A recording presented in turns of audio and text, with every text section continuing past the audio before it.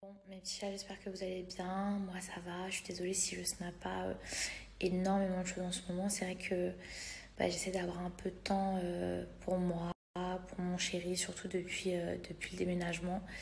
Et je vous cache pas que ce matin, j'étais très très malade. C'est pour ça que j'ai pas beaucoup snappé. En tout cas, ça nous a fait beaucoup de bien sortir ce soir, de se retrouver tous les deux, puisque, enfin, même si on est tout le temps ensemble, c'est vrai que depuis le déménagement, on n'était pas vraiment sortis. Et Laura et Nico étaient censés venir dîner avec nous ce soir, mais apparemment, Monsieur Louzina est au régime. Donc, ce sera sûrement pour une prochaine fois. De toute façon, prochainement, je vois bientôt Manon et Julien. Mais voilà, tout ça pour vous donner un petit peu de mes nouvelles. Mon cuir chevelu, c'est une catastrophe depuis que j'ai fait la déco. Donc, c'est vrai que c'est des trucs qu'on sait pas forcément, mais si demain vous devez faire la même chose, franchement, sachez Enfin, après, ça dépend les cuirs chevelus, mais moi, en tout cas, je me suis mise à peler et genre, c'est catastrophique, mais bon, franchement, je regrette pas. Je suis quand même contente d'avoir fait cette couleur parce que je trouve que ça change grave. Ça fait plusieurs jours que je discute avec une jeune fille qui s'appelle Inès, dont j'ai découvert la terrible histoire justement il y a quelques jours. Et je vous cache pas que son histoire, elle m'a bouleversée. Elle m'a touchée au plus haut point et je me suis dit mais qu'est-ce que je peux faire pour aider cette jeune fille, cette jeune personne. C'est vrai que nous, on a des réseaux sociaux et, euh, et je trouve ça dommage en fait de les exploiter que pour régler des comptes, que pour prouver des choses ou que pour passer des coups de gueule. Alors, il n'y a rien contre ça, mais je pense que c'est important aussi de pouvoir aider les autres si on peut le faire.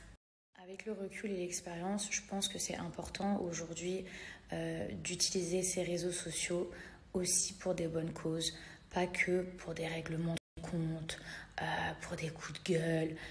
Je pense que c'est important de pouvoir aider les autres si on peut le faire. Cette histoire, réellement, sincèrement, quand je l'ai lue, euh, j'ai eu du mal à la lire en entière parce que les larmes, elles me sont de suite montées. Rien que d'y penser, rien que d'en parler, ça suscite beaucoup d'émotions.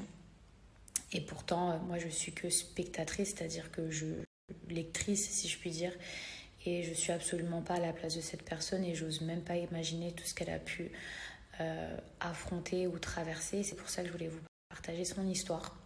Vous savez que moi, dès que je peux, même si je devrais le faire plus souvent, quand je tombe sur un message qu'on m'envoie, quand quelqu'un me dit Mila, est-ce que tu peux faire quelque chose pour ça, ou est-ce que tu peux partager?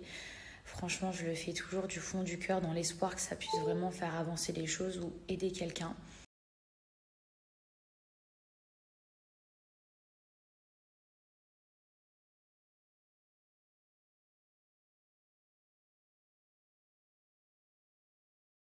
Donc voilà mes petits chats, demain plus en détail je vous parlerai de cette histoire qui m'a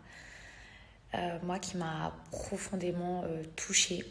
Vraiment, j'espère qu'elle vous touchera aussi et surtout que justice puisse lui être faite. Sachez que signer une pétition, ça ne coûte rien et pourtant ça peut changer la vie de quelqu'un. On peut faire avancer les choses ensemble. Donc en tout cas, je vous remercie déjà par avance parce que je sais que j'ai une communauté qui a un cœur énorme. N'hésitez pas à aller voir sa page, n'hésitez pas à lire son histoire, n'hésitez pas à lui envoyer des messages de soutien et surtout signer la pétition.